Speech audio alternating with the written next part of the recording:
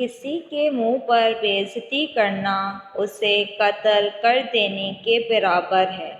صبر کی دو صورتیں ہیں، جو ناپسند ہو اسے برداشت کرنا اور جو پسند ہو اس کا انتظار کرنا۔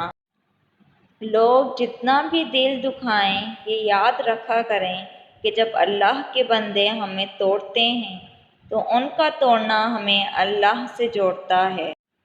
حضرت علی رضی اللہ تعالی عنہ نے فرمایا، محنت کا پھل، مصیبت کا حل اور آنے والا کل سب اللہ کے ہاتھ میں ہے۔ حضرت علی رضی اللہ تعالی عنہ نے فرمایا، آج اگر زندگی مشکل ہے تو کل کی آسانی کا وعدہ بھی اللہ نے کیا ہے۔ اللہ سے مانگو، خوب مانگو، اللہ تمہیں امید سے بڑھ کر دے گا۔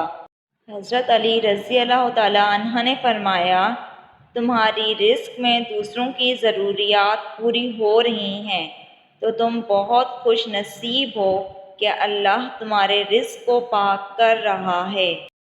حضرت علی رضی اللہ تعالی عنہ نے فرمایا، بچہ بڑا ہو کر سمجھ جاتا ہے کہ باپ کی لگائی گئی پابندیاں ٹھیک تھیں، اور بندہ مرنے کے بعد سمجھ جائے گا کہ اس کے رب کی لگائی گئی پابندیاں ٹھیک تھیں۔ حضرت علی رضی اللہ تعالی عنہ، زندگی جب رلائے تو سمجھ لینا گناہ معاف ہو گئے، اور زندگی جب ہنسائے تو سمجھ لینا دعا قبول ہو گئی۔ حضرت علی رضی اللہ تعالی عنہ نے فرمایا، جب تک تمہاری ماں کے ہونٹ تمہارے لیے دعا کے لیے مل رہے ہیں تو تم دنیا کے امیر ترین انسان ہو۔